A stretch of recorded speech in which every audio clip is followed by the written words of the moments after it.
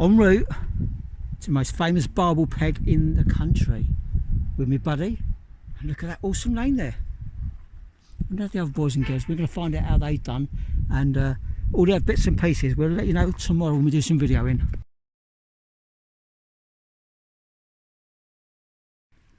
Oh, the gate's open, nice.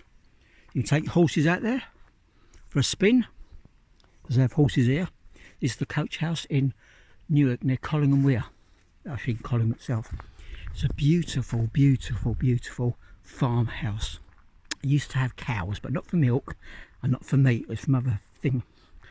Anyhow, the owner Beth and her husband Nick are the most courteous B&B people you're ever going to meet. The breakfast is to die for. If you want to have your breakfast while you're doing barbel fishing, the best barbel fishing in the whole country to most people, Collingham weir. You have to book it in early January after the AGM, which is probably the first or second weekend.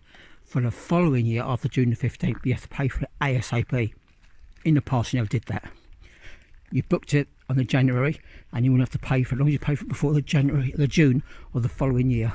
But now it's not that way, you've got to pay ASAP. So you're only paying for 5 pegs, £125 per day. So you get 4 anglers, pay 1 rod each, so pay 25 quid each, or £31.25 actually. That's what I've done, just £31.25 for your days. And away you go. So that's the barn. There's no accommodation in this one. And there's your toilet. You can have a look, there's a fridge in there as well. And the lady, she does pony and traps, I think it is. So we'll have a look inside here, and you look at these rose sets, there's millions of them. I mean, there's loads. All around the country they come from. There's your toilet. There's our fridge with our frozen sardines in there down the bottom.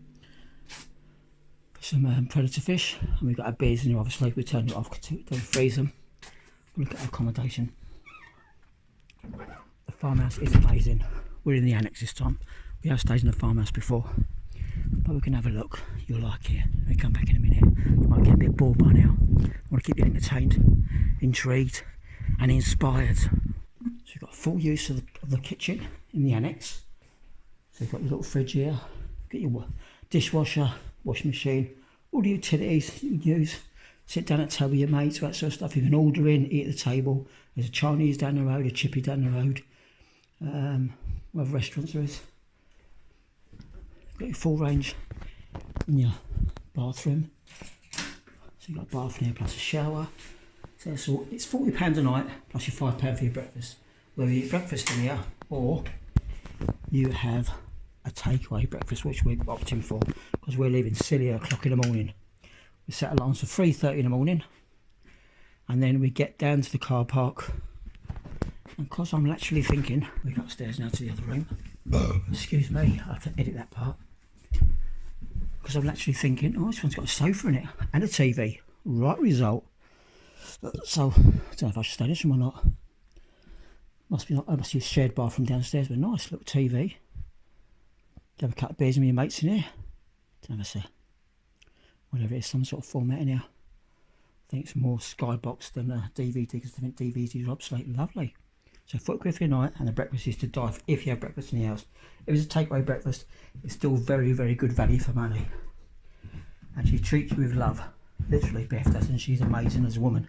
We'll bump into Beth a few days' time when we finished on the final day. I've already asked permission to do a thing of her house, and she can see everything. It's a lovely car. As you can see, her name's Beth, with BEF rather than BETH, and they're not in their stables, as you can see. Somewhere, it's lovely, just chilled, and it's about half a mile, maybe 3/4 mile away from Collingham weir. So whether it's the best value or not, in my mind it's the best value, and she's lovely. When you meet her, you always fall in love with her vibe. It's amazing. She'd help you and you can help her, it's easy. The breakfast is amazing. When me and Darren came in last time, and we were the last ones to leave out of 4 of us, we had a whole dinner table for 12 people, and we had food for 12 people, and everything you possibly think of on top of the 5 breakfast, we had it all. The wagon for fishing. As you can see, it's almost full up. And there's loads of stuff in there. And Darren's doing his prepping, isn't he, Darren? Yes, mate. And Darren's parents are coming as well, which is pretty cool. Imagine having two parents, your mum and your dad, and they love fishing and they got you into it and you can fish together. Now that is pretty awesome. And I come from a family where none of that happens, so I had to learn myself. So I like fishing. It's the biggest pastime in the whole wide world. So there's a lot of people who think the same, that they like fishing. All right, it's not a one-off or an anorak thing. We've got to sit there for hours and hours and waiting for a carp to show up in once in 24 hours. We're going to a place where Beth's the owner. She just said to me, they came down for 2 days, two of them, they caught 109 barbel in 2 days. There's nowhere else in the country that that's going to happen. The little mini tractor, you see. The beer's on, I've got to go and get beer. Don't normally drink, but as I'm on holiday, sort of thing, I can have a beer. Safe beer, it's only low income, low alcohol, 4%, it's nothing serious. That's where normally the field is, where the horses are, but they're not in here at the moment. They're elsewhere. Beer's not chilled enough. Lovely little field for them to play around in, and a little stream at the bottom. I think it's 2005 when the river flooded really, really badly. Apparently the water, which is, I don't know, a mile and a half away the river, it came up and up and up and up, past those tree lines right out there, right up to this gate right here. That's a lot of water. And on the church wall, that's the wall up there was about a metre up the wall, there's a line that says 2005, this is where the flood came. So it's a bit like Tewkesbury, but on steroids in a smaller village. 5:15 AM on Collingham Weir, and we have got icebergs coming down the river. We've got icebergs coming down the river. Foam ones.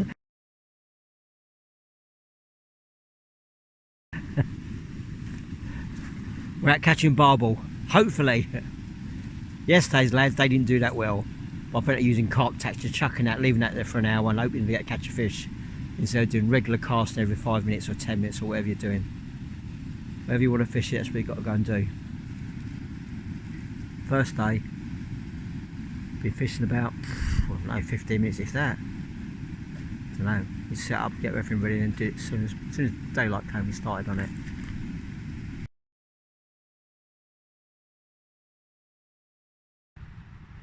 Good morning, not Vietnam. Good morning, world.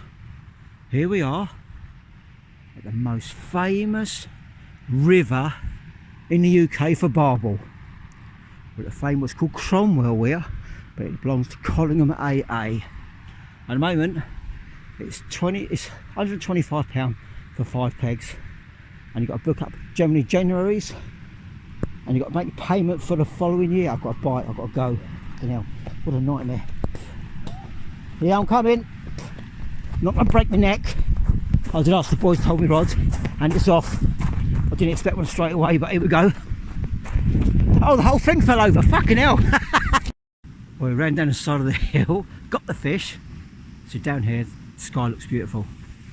And we were into the water. It was only a little baby one, about 4 or 5 pound, I'm guessing. Might be a 6 pound, but more 5 pound. And here we are again. We've had a fishing second cast, and yesterday we waited hours. You're right. Well done, fella. At least you're off the mark early. So we had 15 bream between us yesterday, up to £6.5 was yours, Ocky? Your bream yesterday. You had a couple of 6.5s, didn't you? Yeah. So 15 bream between us, so 35 barbel and 1 chub, but that was slow going. Yeah, of course you can. Yeah, definitely. There's loads. We'll come back to it later. Hold on, got to net his fish. Yeah, go. Got a little video for you as well, with pictures as well. I'm taking pictures of it as well. Well done, fella. And the rain that was forecast just turned up. What's the time, Sunil? What's the time? Please. Okay, 7:15, so that's 7 o'clock. It's turned up 15 minutes ago. It's due to finish at 10, so we're going to get a little bit wet in the interim. I've decided to put meat on my left hand rod, but it's got a little indication now, so I'm a short line. Someone's got an indication going on their rods. Just see what meat, a big lump of meat, size 6 hook I think it was, rather than a 4. I couldn't find 4s. Because my robin reds, 8 mils, I'm just getting bream or something. I had 7 bream and 1 barbel. That was almost straight away. But, it's gone a bit quiet again, especially with barbel. These guys, each has had a 13.5, Sunil has, and Darren has had, I don't know, 3 or 4 Barbel, I think. Undecided, man, so I'll catch up with you later. See all this foam's come off the weir. I mean, mate, Darren's got furry legs.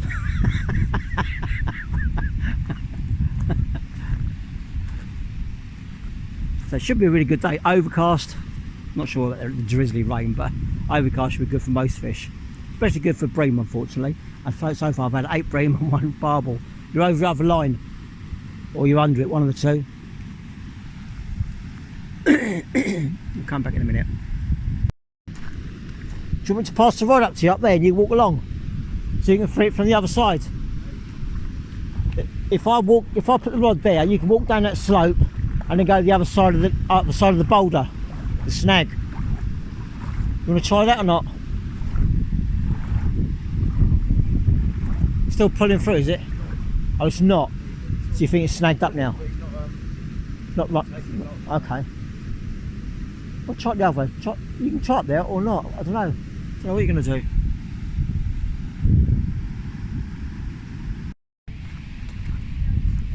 No, he won't. Might not.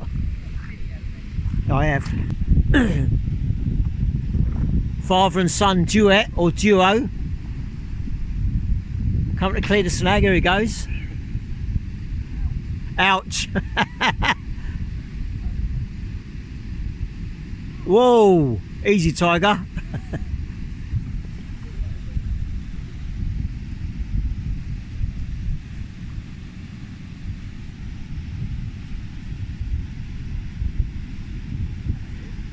What? A plaque? Yeah, I don't know what it's for though. Probably his life day and death. He died young, didn't he? 43 died. Yeah, 43. Right, tarp.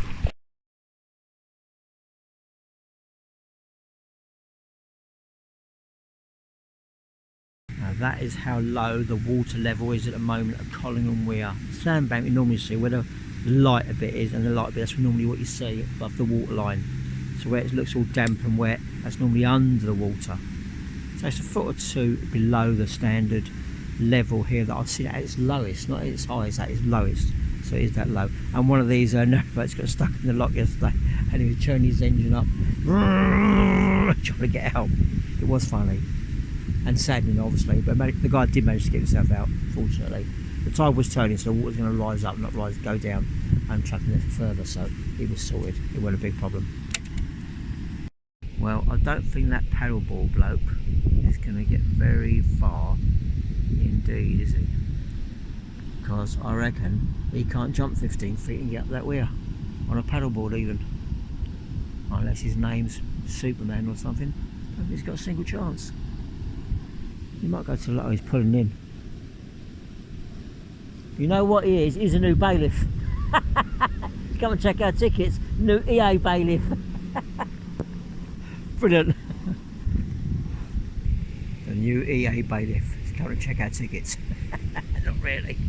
But it is a bit sense of humour though. Great sense of humour. Oh. He's got a badge around his neck though.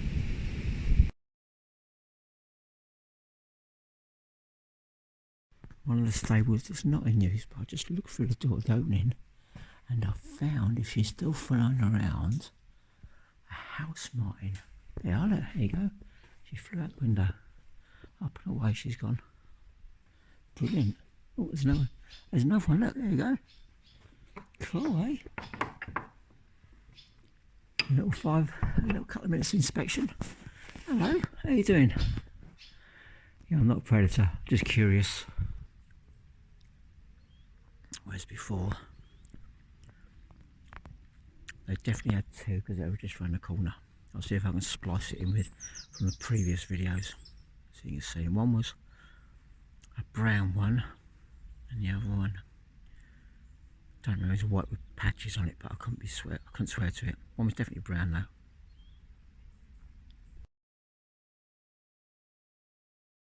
Start again. Everything is cooked from fresh. Yeah. We use the Arga, and Love the Arga Argas. allows me great flexibility on timings.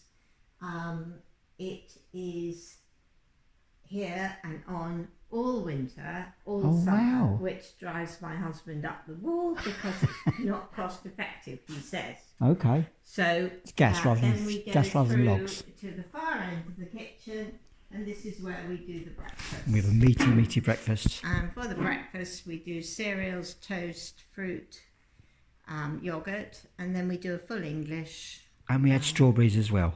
And strawberries too, if you want them. Yeah, Yes, raspberries sometimes, depends what's in season. So not only is it the best barbel fishing, but it's one of the best B&Bs I've ever been to. That's for sure. All my friends say And of so. course, we are flexible in that we will do, in lieu of breakfast, quite happy to do pack-ups. Yeah. So if you want to go fishing at 4:30 in the morning, it's Like fine we did. by us. Fine by Yeah, us. sorry, the dogs are barking. Well, the dogs might bark, but that doesn't matter. You sleep through that, do you? Yeah, we sleep Oh, through okay. everything. Oh, okay. No problem. And the dogs don't bite. This one, all the bigger ones, they don't bite. No, they're very Well, I've got friendly. postman's legs, so I should know about dogs biting legs. No, so all good. Thank you very much, Beth, for looking after us once again. And we'll see you again in August. We'll see you in August. Yes. Bye-bye. Look after yourself. Thank you. You're amazing. Thank you. Start again. It's another couple of days barbel fishing, and we're saying goodbye to the coach house in all its spectacular glory. Next time we come, it might not be so dry or the water level's so low, but at least got a better tactic for next time. If you come barbel fishing on the River Trent, you've got 5 feeder type angles or 4 feeder type angles, and you've all got to cast every 10 minutes in order to hit the big numbers. If you want to hit your 100 barbel in a day, all 5 of you, all 4 of you, if there's 2 of you, you've got to throw 2 rods at every 10 minutes, and that's a bit difficult because that won't always work. Where the horses all move to? So changing the time. Let's go back and have a look in a minute.